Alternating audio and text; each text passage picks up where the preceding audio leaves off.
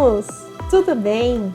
Hoje, o assunto da nossa aula é o teste de hipótese para as variáveis categóricas, que se chama Q². Até o momento, nós estudamos testes de comparação de médias, com 2 ou 3 grupos, o teste T e o ANOVA. Mas, e se nós desejarmos fazer inferências sobre as variáveis qualitativas da nossa amostra? Como nós devemos proceder? Como nós devemos analisar se não é possível fazer médias ou comparação de médias com variáveis categóricas? Para isso, existe o teste do Q². Quais são as premissas do teste do Q²? O teste do Q² são para variáveis independentes, ou seja, cada observação deve pertencer a uma e somente uma categoria. As observações devem ser frequências ou contagens e, como última premissa, nós temos a tabela de contingência, que deve conter para cada célula no mínimo 5 observações. O que é uma tabela de contingência? Logo, vamos verificar. O teste do Q², ele pode ser utilizado em 3 casos diferentes. No primeiro caso, quando nós queremos verificar se a probabilidade de ocorrência de um determinado grupo é a mesma. Então, nesse caso, nós partimos da hipótese nula de que as probabilidades são uniformemente distribuídas. Vamos ver um exemplo. Imaginem a seguinte situação: nós queremos verificar em um hospital se a probabilidade de um bebê nascer em qualquer um dos dias da semana é a mesma. Então aqui nós temos a quantidade de nascimentos de acordo com os dias da semana. E nós vamos partir da hipótese nula de que os nascimentos são uniformemente distribuídos, ou seja, a chance de um bebê nascer em qualquer um dos dias da semana é 1 em 7. Assim, nós importamos o nosso conjunto de dados para o software JASP para nós verificarmos se a probabilidade de um bebê nascer neste hospital em qualquer um dos dias da semana é a mesma. Nós vamos fazer o teste do Q². E por quê? Porque nós estamos contando quantos nascimentos são, ou seja, é uma variável de contagem. Para isso, nós selecionamos a aba Frequências. Em Frequências, escolhemos Teste multinomial. Ao escolhermos teste multinomial, nos abre a seguinte tela, e que do lado esquerdo nós temos as variáveis do nosso conjunto de dados, do lado direito nós temos campos denominados fator, contagem e contagem esperada, e embaixo algumas opções relacionadas ao teste do Q². Inicialmente, vamos pegar a nossa variável dia, que é o nosso fator de análise, e colocarmos então no campo de fator. Selecionamos dia e transpomos ela para o campo fator. Nisso, já temos uma tabela de resultado para o teste multinomial. Valores do teste. O campo que está logo abaixo do retângulo das variáveis. Vamos deixar a opção proporções iguais, se a probabilidade de um bebê nascer em qualquer um dos dias da semana é a mesma. Podemos adicionar a estatística descritiva e os gráficos de estatística descritiva. Ao habilitarmos essas opções, vai nos remeter o seguinte campo de resultado. Nós verificamos na tabela de teste multinomial que o valor P deu significativo, ou seja, menor que 0,05. Portanto, nós rejeitamos a hipótese nula de que os nascimentos são uniformemente distribuídos ao longo da semana. Nós entendemos que existe prevalência de nascimentos em alguns dias da semana. E que dias são esses? Bom, nascem mais bebês na quarta, na sexta, no sábado e na terça, neste hospital. Nascem menos bebês no domingo, no sábado e na quinta-feira. Agora imaginem outra situação, em que nós não queremos verificar se as probabilidades são iguais, porque nós sabemos que existe uma frequência de probabilidade associada a uma determinada categoria. Nós sabemos que determinada categoria é mais prevalente que outra. Como vamos fazer este teste? Para isso, nós temos outra opção de teste do Q². Vamos tomar um exemplo da genética para ilustrar essa situação.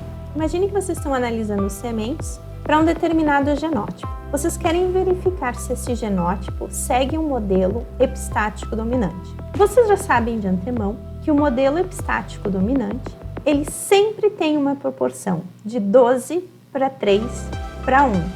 Ou seja, o resultado das sementes devem ser 12 sementes pretas, 3 sementes marrons e 1 semente clara. No experimento de vocês obtiveram os seguintes valores: 321 sementes pretas, 77 sementes marrons e 31 sementes claras.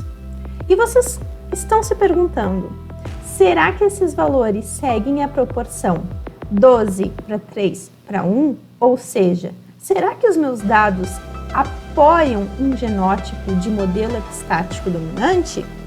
Para isso, vamos fazer o teste do π².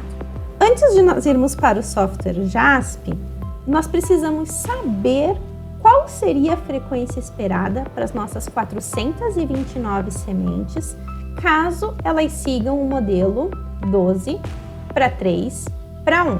429 é o somatório de 321 mais 77 mais 31.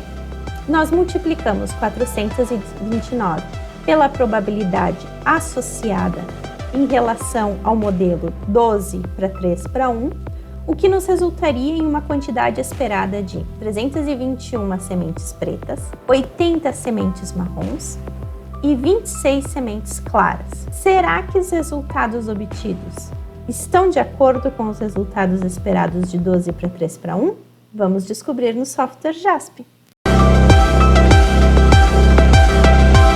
Importando os nossos dados no software JASP, temos aqui então a quantidade de sementes claras, marrons e pretas. Vamos em frequências, teste multinomial e vamos colocar a nossa variável 1 como fator a ser analisado. Mas lembrando que aqui nós já temos uma frequência esperada, porque nós sabemos que existe prevalência das sementes escuras em relação às claras. Para isso, nós vamos trocar a igualdade de proporções para proporções esperadas.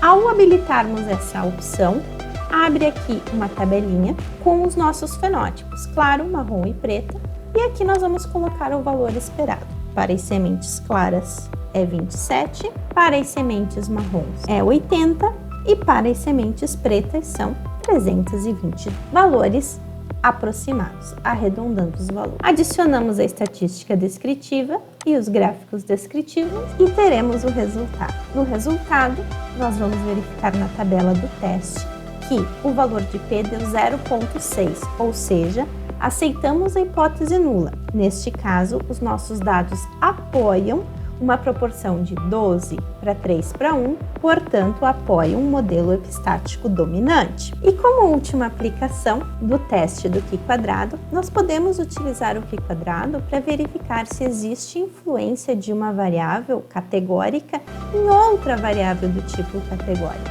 Vamos tomar o seguinte exemplo. Aqui, nós queremos verificar se existe uma relação entre os casos de tromboembolismo e a utilização de terapia de reposição hormonal. Para isso, foram analisadas 155 mulheres que tiveram casos de tromboembolismo e 381 mulheres que não tiveram caso de tromboembolismo.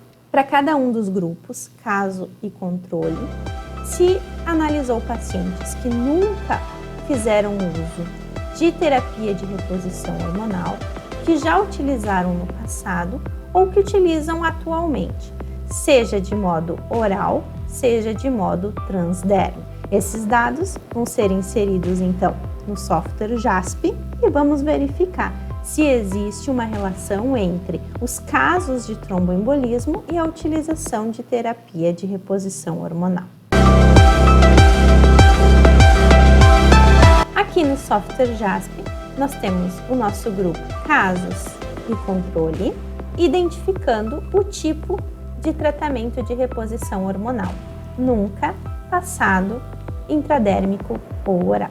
Para analisarmos se existe relação entre a terapia de reposição hormonal e os casos de tromboembolismo, nós vamos em frequências, tabela de contingência, é o terceiro item.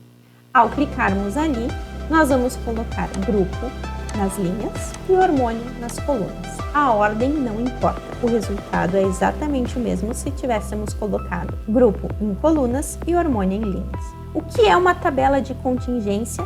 Como uma das premissas do teste do Q², nunca deve ter em uma célula um número de casos menor que 5. A tabela de contingência são duas variáveis categóricas, nos quais a gente vê a contagem de uma em função da outra. Então, nós 71 pacientes que tiveram tromboembolismo, mas nunca fizeram tratamento de reposição hormonal. Enquanto nós temos 278 pacientes que não tiveram caso de tromboembolismo e nunca fizeram tratamento de reposição hormonal. E assim segue a leitura da tabela.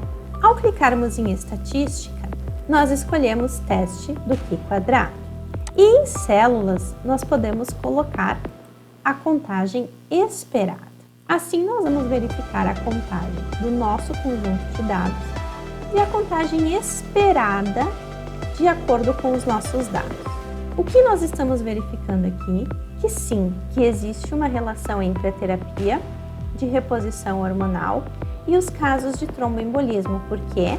Porque o P deu um valor significativo, ou seja, menor do que 0,01. Para este caso de Q², nós partimos da hipótese nula de que não existe influência de uma variável sobre a outra, ou seja, que não existe relação. Mas aqui nós estamos rejeitando a hipótese nula, isso significa que tem relação. Certo, gente? Entenderam como fazer o teste do Q²?